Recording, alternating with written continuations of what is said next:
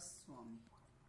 राधा स्वामी दयाल की दया, राधा स्वामी सहाय, राधा स्वामी। मैं सविता राधा स्वामी देश समाज में फैली कुरीतियों को दूर करने के लिए व जनमानस को चेताने के लिए अपना संदेश देती हूँ, क्योंकि जिसके पास जैसा माल होता है वो वैसा ही देता है। तो मैं भी अपनी शुद्ध विचार रूपी प्रसादी सभी को बांटती हूँ। जो भी अपनाएंगे वो जीते जी लाभान्वित होंगे और मैं अपने आप में शांति व खुशहाली महसूस करूंगी, क्योंकि मैं अपने स्वामी परमात्मा की धरा पर उनकी महिमा व गुणगान कर रही हूँ, जिससे हमारा समाज, देश व विश्व सभी खुशहाल होगा। वैसे मुझे कंप्लेंट मिली कि बहुत सारे ये कहते हैं कि मुझे घमंड बहुत ज्यादा है। मैं हर बात में मैं शब्द प्रयोग करती हूँ, तो मैं सविता राधा स्वामी मैं शब्द का प्रयोग जो कुछ कह रही हूँ उसकी शपथ साथ साथ देती हूँ कि कुछ भी कहा जा रहा है वो सत्य है। इसलिए मैं सविता राधा स्वामी मैं शब्द का प्रयोग पहले ही किए देती हूँ कि जो भी समझदार व पढ़े लिखे हैं वो जानते हैं कि ये मैं शब्द हमारे देश में शपथ के रूप में प्रयोग होता है। हमारे संविधान में व देश में शपथ लेते वक्त मैं शब्द ही बोला जाता है, तो लोगों की भ्रांति दूर हो जानी चाहिए। दूसरे नंबर पर मैं अपना संदेश भी दे रही हूँ, इसलिए भी मैं शब्द दोहराया जाता है। तो आज का हमारा मैटर समाज में फैली कुरीति पर भी है कि लोग बाग अपनी अपनी जाति के अहम में क्यों दुनिया व समाज में दंगे करने पर तुले हैं। जो भी विद्वान महात्मा संत फकीर दुनिया में आए और दुनिया में आते हैं, वे विचारों और जीवन की गहनता में पहुंच जाते हैं, वो जीवन के सार को समझ जाते हैं। इसलिए उनका संदेश जनमानस के लिए होता है। वो सर्वजन हिताय सर्वजन सुखाय के नियम पर चलते हैं। वह सर्वजन हिताय सर्वजन सुखाय के नियम पर काम भी करते हैं, लेकिन हम तुच्छ बुद्धि वाले उनके जाने के बाद उनको अपना मानते हैं, वह अपनी जाति विशेष में बांधते हैं, क्योंकि वो जाने के बाद हमसे कोई सवाल जवाब तो कर नहीं सकते और हम जाति का बहाना करके अपने आप को बहुत अधिक ऊंचा और अपना अहम जताते हैं और अपनी मनमानी हाँक कर अपना पक्ष ऊंचा करके अपना राज जमाना चाहते हैं। हम ये कुरीति देश दुनिया में बरतते हैं, वह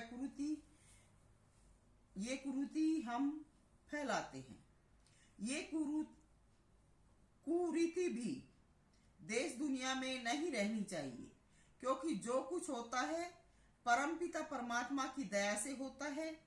समय समय पर पीर पैगंबर अवतार संत हमें चेताने के लिए आते हैं और हमारे जीवन को अच्छी अच्छी शिक्षा देकर अच्छा बनाने की कोशिश करते हैं।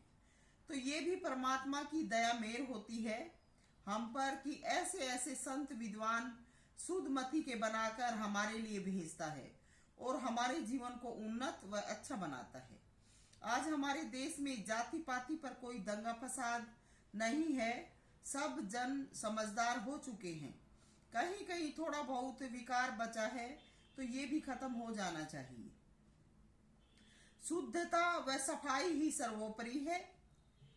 तो जाति तो पहचान के लिए है, हमें जीवन में साफ सफाई का ध्यान रखना चाहिए। यही ऊंचा स्थान या पद पाने का अधिकार है। जाति विशेष कोई महत्व नहीं रखती।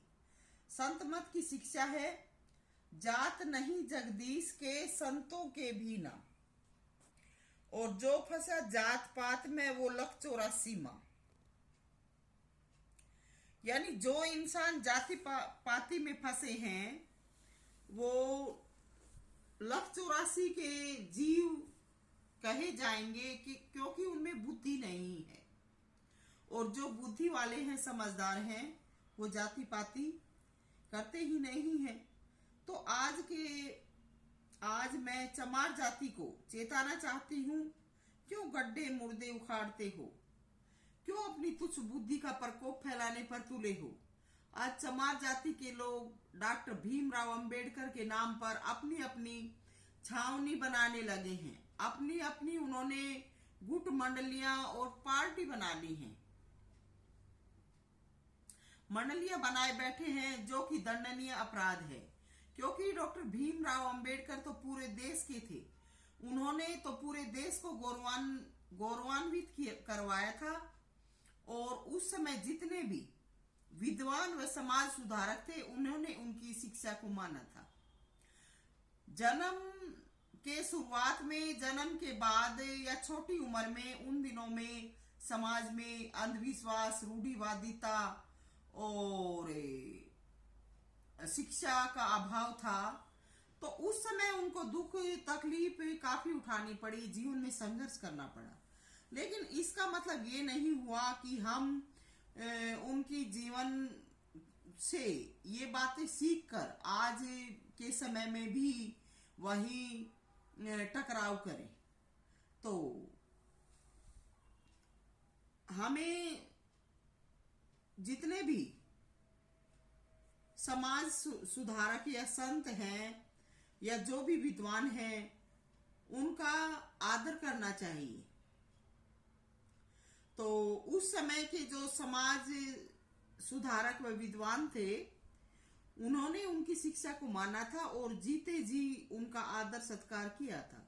और आज भी उनका बनाया संविधान पूरे देश व विदेशों में मान्य है। क्योंकि कुछ बातें हमारे संविधान की दूसरे देशों ने भी ले रखी हैं। तो देश में विद्वान पर यानी डॉक्टर अंबेडकर पर आज चमार जाति अपना बहुमत जमाने की कोशिश कर रही है। क्या वो डॉक्टर भीमराव अंबेडकर ऐसा संदेश देकर गया था? क्या वो ऐसा संदेश देकर गया था क्या? तो क्यों हम महापुरुषों के साथ ऐसा अन्याय करने पर तुले हैं?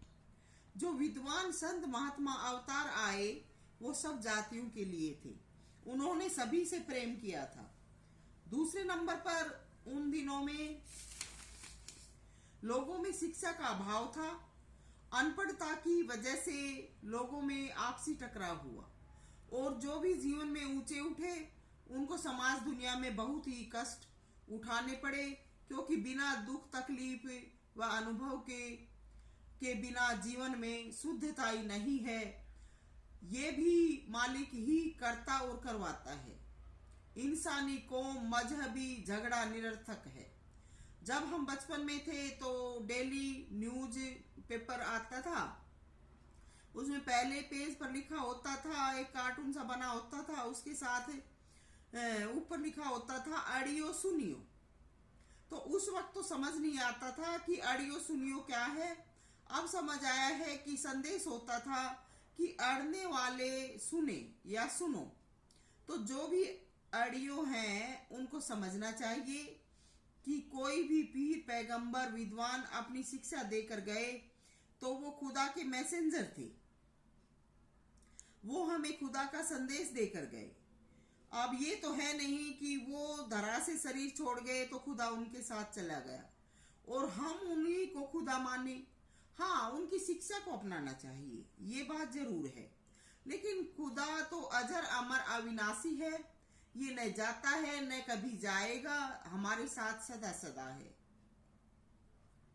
तो ये जितने भी आए, वो हमें खुदा का संदेश देकर गए और हमारे जीवन को अच्छा बना गए। उनकी अच्छी शिक्षा नसीहत हमें जीवन में अपनानी चाहिए। उनकी जाति को मुद्दा बनाकर दंगा फसाद नहीं करना चाहिए। परमात्मा शक्ति सदा सदा है और परमात्मा राधा स्वामी दयाल से बढ़कर कुछ भी नहीं।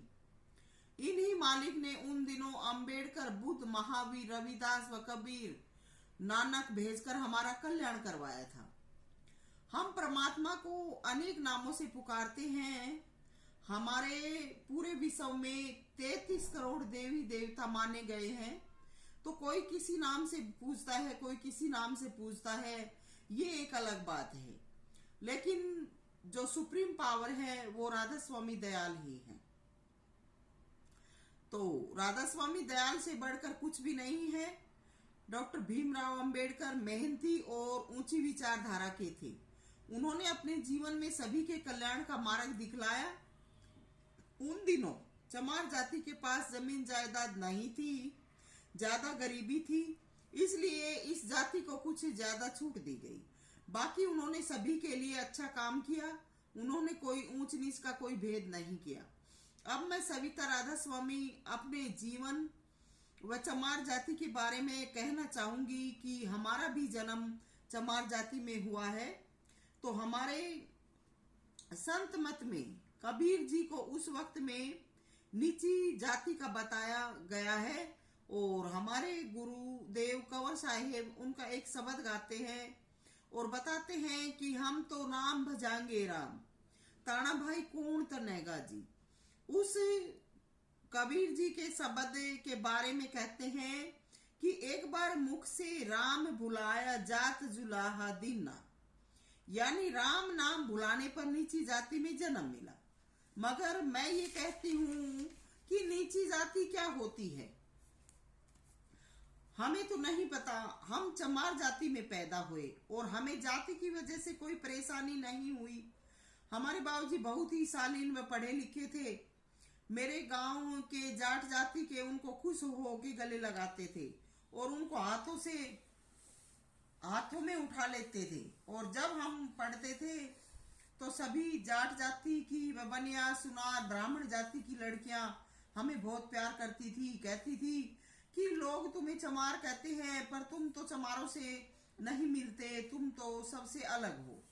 हम हंसते थे कि हमें नहीं पता क्या चमार होता है। तो हमारे जीवन में चमार जाति में हमें बहुत प्यार मिला, हमसे किसी ने नफरत नहीं की। तो हम कैसे किसी के साथ भेदभाव करें। हमें जाति से कोई शिकवा शिकायत नहीं है। हमें तो चमार की जाति में ही जन्म मिला है, लेकिन इस जाति से हमें कोई शिकायत नहीं है। अगर जाति के बारे में कहा जाए तो हम तो यही कहेंगे कि मालिक हमें जो भी बनाएगा हम खुश हैं। हमें चमार बनाए, ब्राह्मण बनाए, जो कुछ भी करे, बनिया सुनार, जैसा भी मालिक जन्म देगा, जो हमें कहाएगा करेगा वो हमें मंजूर है। तो लोग बाग कहते थे हम चमार नहीं हैं, हमने जाति छुपा रखी है। तो हमें तो तब भी हंसी आती थी कि ये क्या क्या बातें होती हैं, हमें नहीं पता। दूसरी तरफ अन्य चमार जाति की लड़की झगड़ा करने लगती थी कि हमें चमार क्यों कहते हो और हम क्यों चमार हैं, या ऐसा कुछ आपस में। हम जो क्लास में बच्चे थे उनका आपस में इस प्रकार का वाद विवाद भी हो जाता था कई बार।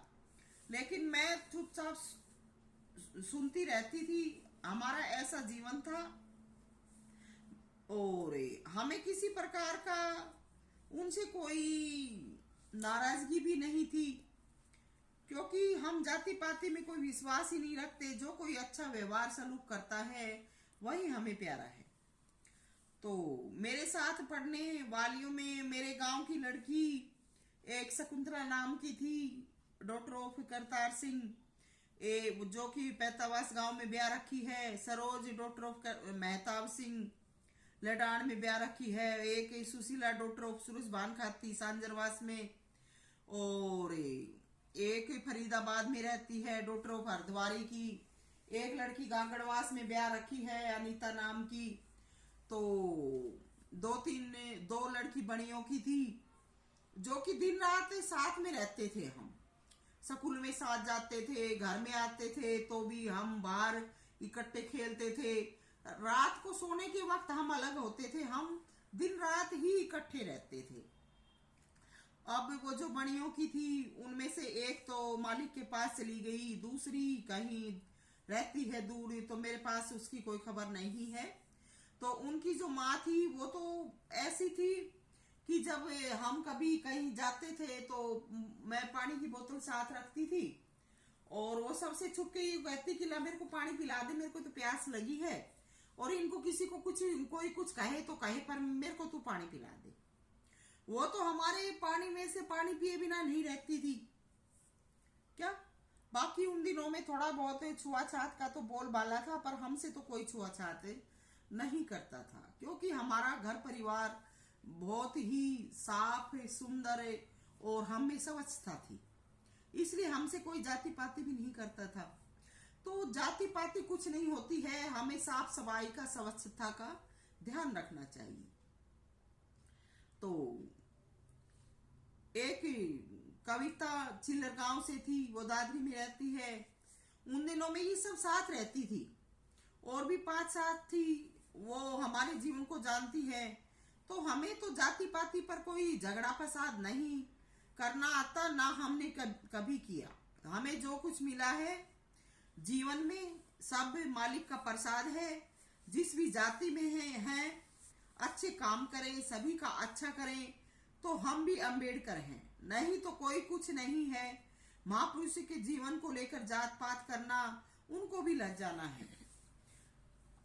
तो वो क्या थे, हम क्या हैं, हमारे कर्म से जाना जाता है। कभी भी जातीय मजहब में फंसकर लड़ाई झगड़ा नहीं करना।